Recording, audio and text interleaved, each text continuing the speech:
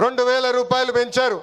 ఇప్పుడు భారతదేశంలో ఏ రాష్ట్రం ఇవ్వని విధంగా 4,000 రూపాయల పెన్షన్ మన చంద్రన్న అందిస్తున్నారు. అన్న క్యాంటీన్, డ్వాక్రా, దీపం, పేదల చిరునవ్వు మన నాయకుడు చంద్రబాబు నాయుడు గారు. మనకి ప్రతిపక్షం కొత్త కాదు, మనకి అధికారం కొత్త కాదు. 2019 నుంచి 24 వరకు విధ్వంస పాలన మనందరం చూసాం. ప్రశ్నిస్తే కేసులు, నా పైన కూడా 23 కేసులు పెట్టారు. పోరాడితే ఏకంగా అరెస్ట్ చేశారు. వేదిక మీద చాలామంది నాయకుల్ని ఆనాడు అరెస్ట్ చేశారు. ఎన్ని ఇబ్బందులున్నా, ఎన్ని కేసులు పెట్టినా మనం ఆనాడు ఒకే డైలాగ్ చెప్పాం. ఏంటది?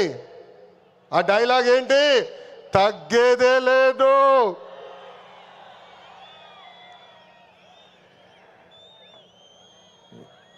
మనందరం చూసాం. ప్రత్యర్థులు దాడి చేసినా, తొడగొట్టి మీసం మిలేసిన అంజిరెడ్డి తాతనే మనందరికీ దమ్ము. కత్తితో దాడి చేసి తల నుండి రక్తం కారుతున్నా ఏకంగా పోలింగ్ బూత్లో కూర్చుని చివరి ఈవీఎం సీల్ పడే వరకు పోరాడిన మన అక్క మంజుల గారే మన ధైర్యం. కత్తి మెడపై పెట్టి వాళ్ళ నాయకుడికి ఒక్కసారి జై కొట్టమంటే జై చంద్రబాబు నాయుడు, జై తెలుగుదేశం అని ప్రాణాలు కోల్పోయిన తోట చంద్రయ్య మనందరికీ స్ఫూర్తి. వేదికమైన ఉన్నారు. పార్టీ కోసం పోరాడి ఆనాటి పాలకులు వ్యతిరేకంగా మాట్లాడినందుకు ఆయన కన్ను పొడిచి కంటి చూపు పోయినా జై తెలుగుదేశం మన గాంధీ గారే ఈరోజు మనందరి సత్తా. విధ్వంస పాలనలో రాష్ట్రం తీవ్రంగా నష్టపోయింది. ఆంధ్రప్రదేశ్ను ఏకంగా అప్పుల ప్రదేశ్గా మార్చేసింది గత ప్రభుత్వం. ఒక్క కొత్త కంపెనీ తీసుకురాకపోగా ఉన్న కంపెనీల్ని పక్క రాష్ట్రానికి తరిమేసే పరిస్థితి మనందరం చూసాం. 1000 రూపాయలు పెంచేదానికి 5 సంవత్సరాలు వాళ్ళు తీసుకున్నారు. ఏకంగా జే బ్రాండ్ లిక్కర్తో విషం కంటే ప్రమాదమైన మద్యం అందించి 30,000 మందిని చంపి 1,000 కోట్ల రూపాయలు ధనాన్ని లూటీ చేశారు. అందుకే రాష్ట్రాన్ని కాపాడుకునేదానికే కూటమి ఏర్పడింది.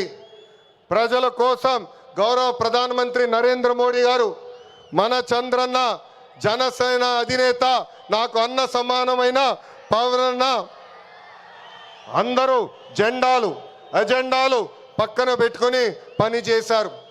ప్రజలు మన్ని ఆశీర్వదించారు, కూటమిని ఆశీర్వదించారు. ప్రజాప్రభుత్వం ఈరోజు ఏర్పడింది.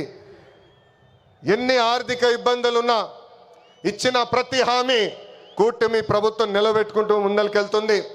దేశంలో ఏ రాష్ట్రంలో ఇవ్వని విధంగా వృద్ధులకి 4,000 రూపాయలు, వికలాంగులకి 6,000 రూపాయలు, ఏకంగా బెడ్కి పరిమితం అవుతే 15,000 రూపాయలు ప్రతి నెల పెన్షన్ ఇచ్చి ఆదుకుంటుంది కూటమి ప్రభుత్వం. దీపం పథకం కింద ప్రతి ఏటా ఉచితంగా 3 గ్యాస్ సిలిండర్లు కూడా మన ప్రభుత్వం అందజేస్తుంది. ఇంకా అన్న క్యాంటీన్లు కూడా తిరిగి ప్రారంభించాం. ఇంకా జూన్ మాసంలోనే తల్లికి వందనం కూడా మన ప్రభుత్వం ఇవ్వబోతుంది. అన్నదాత సుఖీభవ త్వరలో అమలు చేస్తున్నాం. ఆగస్ట్ 15 నుంచి మా అక్క చెల్లెలు, పెద్దమ్మ, చిన్నమ్మలు ఆర్టీసీ బస్సులో ఉచితంగా కూడా ప్రయాణించే హక్కు మన ప్రభుత్వం కల్పించబోతుంది. ఇంకా 16,347 పోస్టులతో మెగా డిఎస్సి మనం ప్రకటించుకున్నాం. జూన్ మాసంలో ఎగ్జామ్స్ నిర్వహించి ఏకంగా వచ్చే అకాడమిక్ ఇయర్కి ఉపాధ్యాయుల్ని కూడా పొజిషన్ చేస్తాం. పోయిన ఎన్నికల్లో ప్రభుత్వ ఉద్యోగస్తులందరూ కూటమి ప్రభుత్వానికి సహకరించారు. ప్రతి నెల 1వ తారీఖు నాడు వాళ్ళ జీతాలు ప్రభుత్వం చెల్లిస్తుంది. వాళ్ళకి అనేక సమస్యలు ఉన్నాయి. ఆ సమస్యలన్నీ కూడా ఒక పద్ధతి ప్రకారం కూటమి ప్రభుత్వం పరిష్కరిస్తుందని ఈ సభాముఖం వాళ్ళందరికీ తెలుపుతున్నాం. అభివృద్ధి వికేంద్రీకరణ అనేది మన ఎజెండా. మిషన్ రాయలసీమ అన్నాడు నేను ప్రకటించా. ఆ మిషన్ రాయలసీమ అమలు చేసడానికి ఈరోజు మన ప్రభుత్వం పనిచేస్తుంది. రాయలసీమను ఒక automotive, electronics, renewable energy, horticulture హబ్గా తీర్చిదిద్దుతున్నాము. ప్రకాశం జిల్లాలో రిలయన్స్ సిబిజీ ప్లాంట్స్ ఏర్పాటు చేస్తున్నాం. ఉభయ గోదావరి జిల్లాలో పెద్ద ఎత్తున ఆక్వాని ప్రోత్సహిస్తున్నాం. ఏకంగా ఉత్తరాంధ్రలో ఐటీ, ఫార్మా, మెడికల్ ఎక్విప్మెంట్ తయారీ, ఏకంగా భారతదేశంలోనే అతిపెద్ద స్టీల్ ప్లాంట్ ఆసిలర్ మిత్తల్ ప్లాంట్ కూడా మనం తీసుకొస్తాం జరిగింది. గడిచిన 11 నెలల్లో 8.5 లక్షల కోట్ల విలువైన పెట్టుబడి, తద్వారా 6 లక్షల మందికి ఉద్యోగాలు కల్పించే దిశగా మన ప్రభుత్వం ఒప్పందాలు కుదిరించుకుంది. ఇంకా తెలుగుదేశం పార్టీలో మా కార్యకర్తలే అధినేత. దేశంలో ఏ పార్టీ ఇవ్వని గౌరవం తెలుగుదేశం పార్టీ కార్యకర్తలకి ఇస్తుంది. దేశంలో ఏ పార్టీకి 1 కోటి మంది సభ్యులు లేరు. అదే మన పసుపు జెండా పవర్, అదే ఈ పసుపు సైన్యం పవర్. సభ్యత్వంలో కూడా ఎవరు మన రికార్డు బద్దలగొట్టే పరిస్థితుల్లో లేరు. ఈరోజు 5 లక్షల ప్రమాద బీమా అందిస్తున్నాం. ఫ్యాక్షన్లో ఎవరైనా చనిపోతే వాళ్ళ బిడ్డలు ఫ్యాక్షన్లోకి వెళ్లకుండా ఎన్టీఆర్ మోడల్ స్కూల్లో మన నాయకుడు చంద్రబాబు నాయుడు గారు ఈరోజు చదివిస్తాం జరుగుతుంది. విద్య, వైద్యం, స్వయం ఉపాధి ఇలా 140 కోట్ల రూపాయలు కేవలం కార్యకర్తల సంక్షేమం కోసం ఖర్చు పెట్టిన పార్టీ తెలుగుదేశం పార్టీ. నేను స్వయంగా వైసీపీ హయాంలో ఇబ్బంది పడిన కుటుంబాలని కలుస్తున్నా. ఒక్కొక్కరిని కలిసి వాళ్ళకైనా సమస్యలు ఉంటే మేము పరిష్కరిస్తున్నాం. అంతేకాదు మన అధినేత చంద్రబాబు నాయుడు గారు కానీ నేను జిల్లాకు వచ్చినప్పుడు ప్రభుత్వ కార్యక్రమానికి వెళ్ళే ముందల ఆనాడు మేము ఇచ్చిన హామీ మేరకు ముందల ఉత్తమ కార్యకర్తలు కలిసిన తర్వాతనే ప్రభుత్వ కార్యక్రమాలకి మేము వెళ్తాం జరుగుతుంది. నేను సీనియర్ని జూనియర్ని సమానం గౌరవిస్తా, కానీ పనిచేసే వాళ్ళని ప్రోత్సహిస్తా. ప్రతి కార్యక్రమంలో కార్యకర్తలు భాగస్వామ్యం అవ్వాలి, కలిసికట్టుగా పనిచేయాలి. మన చేస్తున్న సంక్షేమ అభివృద్ధి కార్యక్రమాలు ప్రజల్లోకి తీసుకురావాల్సిన అవసరం చాలా ఉంది. ఇక్కడున్న ఎంతోమంది మన అధ్యక్షుడు వారు చంద్రబాబు నాయుడు గారిని కలిశారు, నన్ను కూడా కలిశారు. పాదయాత్రలో లక్షలాది మంది నాతో ఏకంగా ఫోటోలు దిగారు. ఈ సభాముఖంగా వైకాపా కార్యకర్తలు ఆలోచించమంటున్నా, ఏనాడైనా మీ నాయకుడు మిమ్మల్ని కలిశాడా? ఏనాడైనా మీ నాయకుడు మీతో ఫోటో దిగారా? అధికారంలో ఎందుకో ఇప్పుడు ప్రతిపక్షంలో కూడా తాడేపల్లి కొంపకెళ్తే no entry, palace doors closed అని చెప్పే పరిస్థితికి వచ్చారు. గౌరవ ముఖ్యమంత్రి చంద్రబాబు నాయుడు గారు, గౌరవ ఉప ముఖ్యమంత్రి పవన్ అన్న కలిసి రాష్ట్రాన్ని అన్ని రకాలుగా అభివృద్ధి చేస్తున్నారు. గౌరవ ప్రధానమంత్రి గారు రాష్ట్రానికి పూర్తిగా సహకారం అందిస్తున్నారు. ఏకంగా ఆంధ్ర రాష్ట్ర ప్రజలు కోరిన అన్ని కోరికలు ఈరోజు గౌరవ ప్రధానమంత్రి గారు తీర్చుతున్నారు.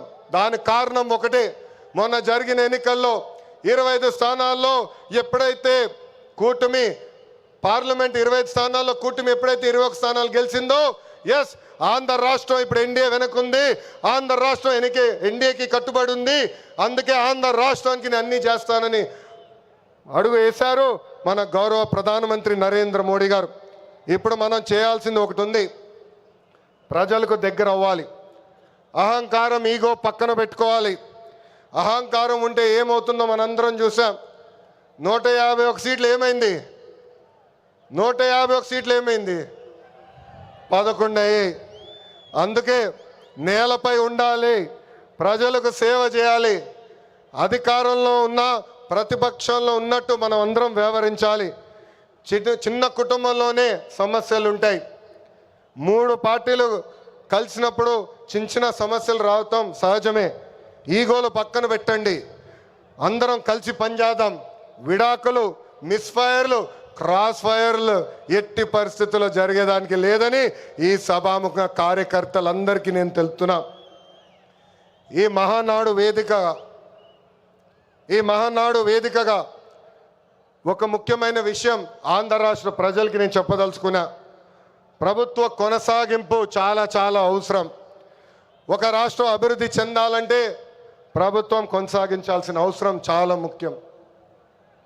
2014లో కట్టుబట్టలతో మన ప్రయాణం ప్రారంభించాం. 2014 నుంచి 19 వరకు సంక్షేమ అభివృద్ధి జోడి ఎద్దుల బండిలాగా మనం నడిపించాం. 2019లో విధ్వంస పాలన వచ్చింది, విధ్వంస ప్రభుత్వం వచ్చింది, ఒక సైకో ముఖ్యమంత్రి అయ్యాడు.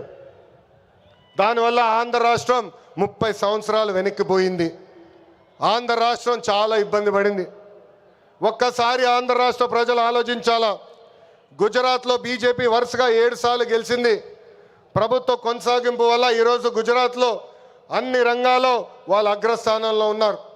అంతెందుకు, మొన్నటి వరకు మన వెనకాల ఉన్న ఒరిస్సా రాష్ట్రంలో కూడా బిజు జనతాదళ్ వరుసగా 5 సార్లు గెలిచింది.